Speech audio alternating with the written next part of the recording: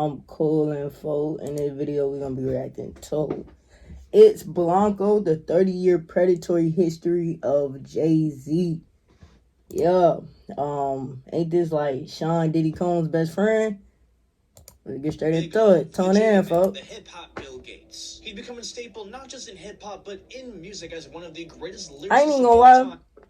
Jay-Z, Dr. Dre, and Diddy, 3 niggas in the industry that anybody should low-key know them niggas is weird, folks. Dr. Dre, I heard about that nigga. We gonna actually react to a video on that nigga. And also has the highest net worth of any rapper with over $2.5 billion. Damn. Jay-Z is the ideal story of rags to riches. With a hardcore story of being a drug dealer in the depths of Brooklyn to now having multiple platinum albums and being half of Hollywood's most powerful couple. And when it comes to hip-hop billionaires, Jay-Z is surprisingly the only non-controversial one. Dr. Dre has a history of being violent to women. Like I said, yeah. Dr. Dre, he was abusive. If y'all don't know, what's her name? Michelle, that was like his boo. For a good minute, he was whooping her ass. Kanye, I ain't even gonna lie, Kanye, he just kind of lost. He just kind of went off the wires, gang. Kanye, he just kind of went off the wires, twin.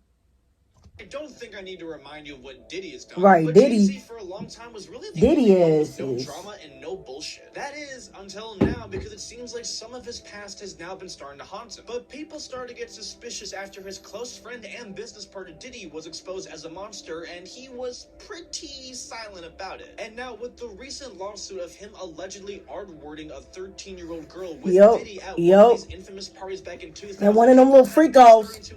Yeah, I ain't even gonna lie. Man, just how secretly dark is the... I ain't even gonna lie. You can't tell me Beyonce don't know about this shit, folks. Now, was she involved? But, hey, I don't know. But do that make her an accomplice? Hell yeah, because you can't tell me she ain't know about her husband. Dark secrets. If you know about anybody dark secrets, it's your partners.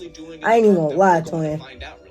Are we going to start seeing a plethora of cases against Jay-Z, just like how we saw against Diddy? But what a lot of no, it's only been one that came out about Jay-Z. But that one is still bad. For over 30 years, as well as the many cutthroat business strategies that have left lots of his close friends in the dust. Diving into his recent case may just only be the beginning. So today we're going to be looking at the suspicious behavior of the Jigga Man and just how the Jigga Man he is. So let's cut the bullshit and get right into it. Now, growing up, Jay-Z was pretty used to violence and crime, as he did have to sell drugs just to get by with his family. Jay-Z always just been ugly. God damn. His crack-addicted brother for allegedly stealing from the family to buy drugs. He shot his crack-addicted brother because he stole from the family. Hey. Cold world we live in, Tony. Dame Dash for $29 million. Or when he stabbed record executive Lance Fravella for allegedly bootlegging his upcoming album. He's really stopped at almost nothing to get to where he is right now. These are all pretty well-known stories, and we can talk about that some other time just to save length on this video. We also can't forget about how he essentially... My bad, y'all. My bad. My little brother, he be acting like a little... Man, look, y'all. We ain't gonna get on signing a contract with him when she was 16. Oh, you don't know about that? Well, in 2005, Jay-Z was recognized as a superstar and a business mastermind. He already had 8 albums released that did huge numbers. And he was now the president of one of the hottest labels in the music scene, Def Jam. Having connections to Jay-Z was basically the golden ticket to a music career. He had a bunch of successful artists signed under his belt, like Kanye West, Memphis Bleak, and Cameron. And in his first year as president, he was looking for new talent, and he came across a young artist by the name of Rihanna. Now, Jay-Z heard her demo, and he loved Rihanna Robin Fenty, boy. He was a little hesitant to sign her because he thought that she was just simply a one-hit wonder. But after seeing her audition and meeting her, one-hit wonder is insane, boy. Not just blown away by her singing, but with her personality as a whole. He was impressed with her charisma and the way that she upheld herself. Jay-Z knew that this woman was going to be a star and did anything he could to sign her, including threatening and intimidating her. After the audition, Jay-Z's boss, Ellie Reed, instructed Jay not to let her out of the building. Literally. They basically made her stay in the Rockefeller office till 3 a.m. so they could get lawyers to quite literally create a contract on the spot for her to sign. Jay-Z even told her that the only way that she could leave is through the door with a record deal or through the window on the 29th floor. What? Are you for real? How is this nigga Jay-Z not in jail right along with Diddy, folks? There are two ways to leave here, either through the door with the deal sign or through this window, and we're on the 29th floor. That sounds like a joke. They essentially intimidated a 16-year-old immigrant who did not have her parents present with her. Mind you, yeah, Rihanna was. Yeah, Rihanna was just a girl from Barbados that just could sing, and you know what I'm saying? Was just trying to get in the music business. This sort of pattern continued for quite a long time. Jay-Z doesn't really do anything illegal, but it kind of gives you the weird impression. For one, he's always dated women with a very, very noticeable age gap. In the year 2000, Jay-Z dated a woman named Rosario Dawson, who was like 10 years younger than him. She was 21 at the time, and he was 31. And this was consensual. And after that, he dated obviously, Aaliyah, he dated Aaliyah? She passed away in the year 2000. This was a little controversial at the time because Jay-Z was around 29 and she was 20. And again, there's really nothing wrong with two consensual it's right. Yeah. Aaliyah dated the singer R. Kelly. When she was 15 right. And he was 27. And when she was 15 and like, oh my God, all these old industry niggas, twin, have we been like all the old, I'm talking about all the old R&B niggas. I'm talking about the 1990s to the 2000s. All of these niggas with some fucking sickos, twin. Can we talk about it? Like, can we have a real conversation? All of these niggas, from Dr. Dre to R. Kelly to fucking Sean Diddy Combs to motherfucking Jay-Z. I mean, all of these niggas was just weirdos, twin. They was either knocking people like heads off, they was threatening niggas, they was raping girls. Like, what the fuck they was abusing bitches? Like, what was going on in the 90s and the 2000s with the music industry, twin? It was like either you was with the right crowd or you was dead, folks. Damn.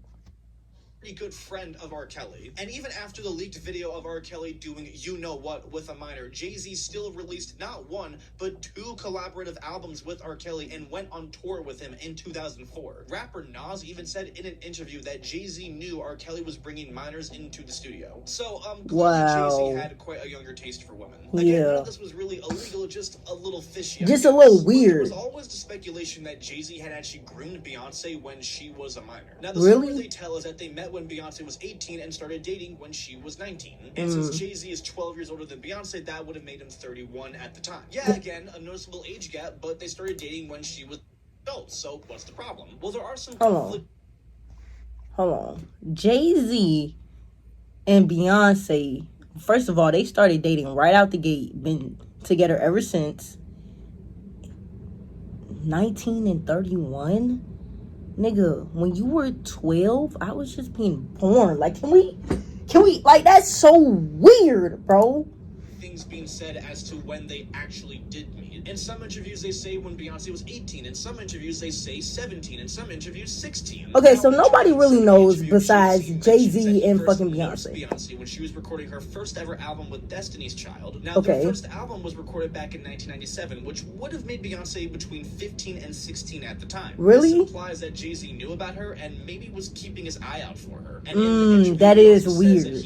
That's what I'm saying. All these old would have made her a minor. Niggas weird. Proof of them when she was 16 and when he was 28. Now, even if they did 16 meet at this time, and there is no proof that Jay-Z right, they were her. Right. It's all just speculation. All speculation, conspiracy theories, but they're still happily married to this I mean, day, so who knows? But on top of Jay-Z's affiliation with happily, has really made you know what? so Can't even speak on that. How do I know? I'm not Jay-Z nor Beyonce. But all I know is I remember when Solange whooped his ass. Friend of Diddy's for quite a long time. They have known each other since 1997 and have they go way back. Look at that. Hip-hop business and oddly enough getting into very similar legal issues. They've considered each other brothers and they're so close that Diddy shamelessly slapped Jay-Z's.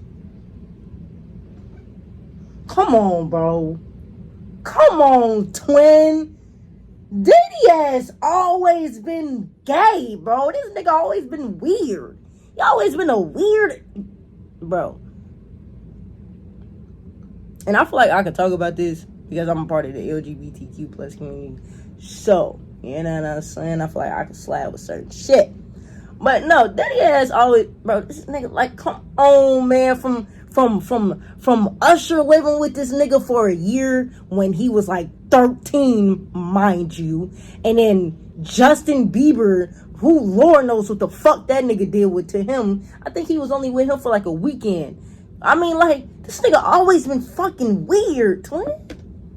During a concert in 2007. There's been a lot of speculation as to where Jay-Z has attended the infamous Diddy parties. There's no proof of that, but there has been a video circulating. We all know of Diddy and Jay-Z leaving a room that supposedly was filled with minors. Again, not confirmed. But when the accusations against Diddy came out, Jay-Z was noticeably silent. Not one word, which was pretty sus. Over time, people speculated less if Jay-Z was involved and really wondered more about what exactly he did. This really sparked up after October 1st of 2024, when lawyer Tony Busby announced that there were going to be over 120 cases being pressed against Diddy, and also announced that there were going to be more celebrities being named. The day will come when we 120 you can create your own cases, website by saying, and this nigga only got 4 years in jail. How does that work? How does that work? The justice system literally failed all of those women. It's a long list already. And of course, I already know who some of these individuals are. But because of the nature of this case, we're going to make damn sure that we're right before we do that. So at this point, people really thought that Jay-Z's reputation was living on borrowed time. And that same lawyer, Tony Busby, was the one who represented a person who claims that Jay-Z and Diddy R-worded her at 13 years old in the year 2000. So this is what happened according to her. Now, on September 7th of 2000, she was dropped off at Radio City Music Hall in New York City for the VMAs by her friend. However, she didn't have a ticket to get in. She tried talking to several limousine drivers to try and get in, and one of them was Diddy's. The driver told her that she, quote, fit what Diddy was looking for, and that Diddy preferred younger girls. She couldn't get into the actual VM. Okay, so where the fuck was this girl's parents, and why did they allow their 13-year-old daughter to go to the VMA award events? Are we fucking shitting me right now? Like, twin, when I was 13, nigga, I couldn't go sleep over my friend's house without my mother knowing who the fuck the parents was. And you telling me that hold on, y'all. Hold on. Alright, my bad, y'all. My bad, bro. Last interruption, my little brother just needed me for God was able damn. to get into the after party. Soon after, the driver drove her to a large White House with a U-shaped driveway. Before going in, she had to sign an NDA and could not talk about what was going on in the party. She entered the living room where there were tons of drinks being passed around and lots of loud music playing. The party was filled with tons of celebrities that she recognized, and she even claimed that she talked to a few. And many of them were doing particular substances. No surprises there. And after a little while, the girl accepted a drink from one of the waitstaffs. The drink had this reddish yellow mixture type color and tasted like a combination of orange juice, cranberry sauce, and also something else that tasted very, very bitter. Unknowingly, this drink was spiked. And after just a few sips of the drink, she felt extremely woozy and had to lie down. Like, So why was she even there, bro? Was an empty bedroom. She laid down on the bed to try and get some rest without locking the door. Soon after, Diddy, Jay-Z, and a third unnamed celebrity entered the room. Diddy went up to her with this really weird look and said, "You are ready to party." Diddy then threw her against the wall, which caused her to fall. When she got back up, Diddy picked her up and then threw her onto the bed. She was getting more and more woozy from the spiked drink at this time. And then Jay-Z and Diddy both did you know what. And when it was over, she left the room in a distress and no one at the party helped her. And then she left the party at night in the dark to try and find her way home. She found a gas station on the way home. See, that's why I'm like, again, why was a 13-year-old there, twin? Am I like, She called her father, who then came and picked her up. And so far, that's what happened according to the lawsuit. When this lawsuit came out, Jay-Z spared no time in responding to this. Jay-Z accused them of trying to blackmail him for money and saying that this lawsuit was just a giant cash grab. My lawyer received a blackmail attempt, called a demand letter from a lawyer named Busby. What he had calculated was the nature of these allegations and the public scrutiny would make me want to settle. No, sir. It had the opposite effect. It made me want to expose you for the fraud you are in a very public fashion. So no, I will not give you one red penny. These allegations are so heinous in nature that I implore you to file a criminal complaint, not a civil one. Whomever would commit such a crime against a minor should be locked away. Would you not agree? These alleged victims would... I don't know if this nigga Jay-Z is bluffing or if he's telling the truth. Because this can all be very much bluff. You feel me? That were the case. This Oh, lawyer, yeah. who I have done a bit of research on, seems to have a pattern of these types of theatrics. Damn. I have no idea how you have come to be such a deplorable human, Mr. Busby, but I promise you I have seen your kind many times over. I'm more than prepared to deal with your type. You claim to be a Marine? Marines are known for their valor. You have neither honor nor dignity. My only heartbreak is for my family. My wife and I will have to sit our children down, one of whom is at the age where her friends will surely see the press and ask questions about the nature of these claims and explain the cruelty and greed of people. I mourn yet another loss of innocence. Children should not have to endure such at their young age. It is unfair to try and understand inexplicable degrees of malice meant to destroy families and human spirit. My heart and support goes out to true victims in the world who have to watch how their life story is dressed in costume for profitability by this ambulance chaser in a cheap suit. You have made a terrible error in judgment thinking that all celebrities are the same. I'm not from your world. I'm a young man who made Out of the Project of Brooklyn. We don't play these types of games. We have a very strict code and honor. We protect children. You seem to exploit people for personal gain. Only your network of conspiracy theories, fake physics, will believe the idiotic claims you have levied against me. That, if not for the seriousness surrounding harm to kids, would be laughable. I look forward to showing you how different I am. Yeah, then he tries to really end it with this super edgy statement. I look forward to showing you just how different I am. Whatever the fuck that means. Right. And this obviously got quite a lot of mixed responses from the public. On one hand, people are saying that Jay's trying to do damage control, and on the other hand, Right. people are saying that he's just speaking his truth. That's what I'm saying. Because it's like, he could very much well just be trying to spin the narrative and make it seem like, oh yeah, you're absolutely pulling this out of your ass, when very much so you could have did this, Jay-Z. I mean, allegedly you could have did it. I mean, bro, you were fucking your bestie. It's fucking Diddy himself, gang. Like, come on, bro. That name comes with so much stigma now.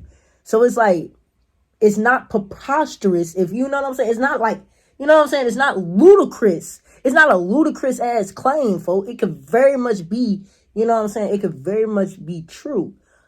But on the other hand, like, that statement, it could like be his truth. Like, he could be, you know what I'm saying? So, I don't know. Or either one. Being silent on this matter would probably also get extremely divided responses too. Jay-Z's lawyer requested that the plaintiff stop being anonymous and reveal their identity or dismiss the case as a whole, basically making the argument that it's really that serious and they should reveal themselves. Tony Busby responded by claiming that the plaintiff actually initially did not want any money, but only confidential mediation. Tony then filed an amended complaint where it claims that Jay-Z, and I quote, orchestrated a conspiracy of harassment, bullying, and intimidation against plaintiffs' lawyers, their families, employees, and former associates in an attempt to silence plaintiff from naming Jay-Z. However, there were inconsistencies being pointed out from the plaintiff's story. For one, she says her father picked her up that night, but the father does not remember any of that. According to the lawsuit, it would have been a 5-hour drive to where the woman was allegedly picked up. The dad does have recollection of one time picking her up in the middle of the night, but that it was just simply a local drive. The woman also does claim that it's common for her father to have very, very bad memory, and it's actually to the point where they've gotten into a few fights over it. But there's more inconsistencies too. She claims that she spoke to a celebrity that night, a musician named Benji Madden. However, Benji confirms that he wasn't in New York City that night at all because he was touring in the Midwest. And there are also photos of Jay-Z taken that night that show he was not at the location that she described. After the VMAs, Jay-Z and Diddy attended a after party in a nightclub called Lotus in New York City, but this building does not even remotely fit the description that the victim described. It's unclear if Diddy and Jay-Z possibly attended another after party where this took place. The only other solid witness of this case is the friend that dropped the girl off at the VMAs. Right. However, she has since passed away. So for right now, the details... Oh, please. Oh, please. This might just be thrown out the window. God damn it. This case are If this extremely did iffy and happen, goddamn it's like, confusing. There is a possible damn. chance that this person maybe is telling the truth, but just doesn't remember a lot of the factors because it was so long ago Right. and they were under the influence. Right. Or it could be a person who's just simply trying to take advantage of the obvious public bias against Diddy to try and make a quick buck. Either Yeah. could be true, and it's completely unclear. The whole case as a whole has gotten a lot of mixed responses, especially from 50 Cent, who, as we know, has been trying to warn us about Diddy for years. And when all that stuff was coming out about Nah, Diddy, 50, Cent hey, was pretty 50 quick to make Doc. a lot of jokes about Jay-Z. Man, I gotta watch that. But I after heard Jay-Z that came out, bitch was, 50 hold had some on. mixed reactions to I heard it. that It doesn't bitch was seem like really he thinks this good. is legit either. Wait, but do you think there's truth to the Jay thing? There's no way.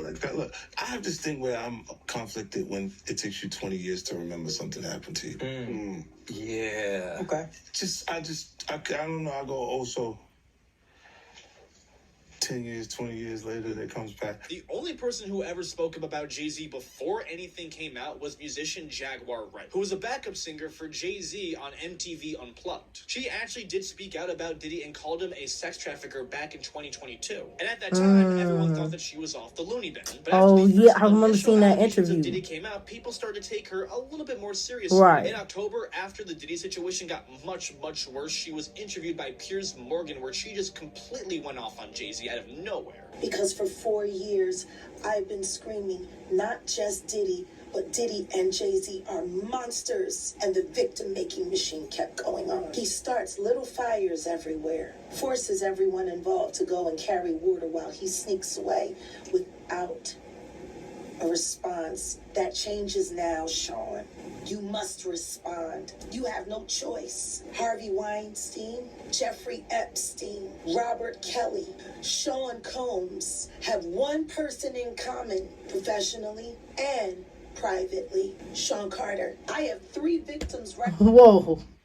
Jeffrey Epstein? Hold on, twin. Hold on. Robert Kelly, Sean Combs. Hold on. Weinstein, Jeffrey Epstein. Jeffrey Epstein? Hold on, twin. You do not want to be involved with that nigga. Professionally, and willing to give testimony about not only what Mr. Carter has done to them, but his wife as well. They're a nasty little couple. They do nasty things, keeping people against their will, putting people on planes while they're unconscious. Just like Aaliyah got on that plane, unconscious. There's a lot of things that people don't want. Imagine being able to. Hold on, twin. Now look right. Now look. Now look right. Now look right. Want to talk. She was right about Diddy. Could she be right about Beyonce and Jay-Z though? Or could she be off the Looney Tunes? Of wild stuff like putting Aaliyah on a plane while unconscious. Yes, the same Aaliyah that he dated in 2000 before Beyonce. And keep in mind, Aaliyah did die in a plane crash in 2001. And it was true that she was unconscious, as she did take an unidentified pill before getting on. Suspicious? Fuck yeah. Is there proof Jay-Z was connected to it? No, not at all. But it did raise a lot of people's eyebrows during the time. There's also a similar conspiracy that Jay-Z was tied to the death of one of his potential mistresses. It's a pretty well-known thing that Jay-Z has cheated on Beyonce before, as she did sing about it on a song where she referred to the mistress as Becky with the good hair. But there was allegations of Jay-Z cheating on Beyonce before that, back in 2010, with a woman named Kathy White. Many people actually don't know about this for quite a lot of reasons. Jay and Kathy were spotted at the same club multiple times, and Diddy was also there. And right before Kathy was supposedly going to come forward with her experience with Jay-Z, she suddenly, randomly just died. And again, there's no proof that Jay had anything to do with it, but it's just really weird looking at the timing of it. Now, Jaguar's interview definitely caused quite a lot of headlines, because how could that not? But what made it even weirder was how Jay-Z and Beyonce's lawyers submitted a cease and desist to take down the interview right after it aired. And there's 2 ways to look at this. Now, if Jaguar was lying, it would have been pretty reasonable for them to want to take down that interview, or at least that portion of it. Like, even if you were innocent, you wouldn't want random people going live on TV and accusing you of being the same as the diddler, would you? There's also the second possible chance that Jay-Z actually did do some of the things that Jaguar said, and he want that shit gone. Them into silence. Right. Either way, it's not really helping Jay's case here. And it also did not stop Jaguar from talking. She would double down on her statement in another interview the day after. They're one and the same. Tell me something. When you have a peanut butter jelly sandwich, if it's just peanut butter, it's just peanut butter. If it's just jelly, it's jelly. When you put it together, it becomes a peanut butter and jelly sandwich, and the taste is undeniable. You're saying Diddy and Jay-Z is peanut butter Peanut butter and jelly. Let's deal with the sandwich. Now, it's also a little hard to take Jaguar completely seriously. Right. To put it nicely, she hasn't exactly proven herself to be completely correct. That's what I'm saying. She falsely accused the rapper Common of sexual assault back in 2020, which she did admit to. And on an Instagram live stream, she started throwing her son's ashes at random people and then started rubbing them on her face. So, yeah, take that shit with a grain of salt, please. statements with a little bit of a grain of salt. This is so far everything we know about Jay's pretty suspicious history and with... Yeah, I ain't even gonna lie, bro. Jay-Z, yeah, it ain't too far off to say that you might have did some of the shit that they say you did, brother. Like, you know what I'm saying? You are a weirdo too. That's what I'm saying. All them like niggas in the 90s and the 2000s and the music industry, and they're like really super like powerful now. Just know them niggas had to do some shit to get there, for and not some good shit, twin. Them niggas were the weirdos back then. You feel me? And they still the weirdos now, twin. Hey man, tune in on me. Sub to the channel. I'm gonna catch you on the next one, twin. Y'all.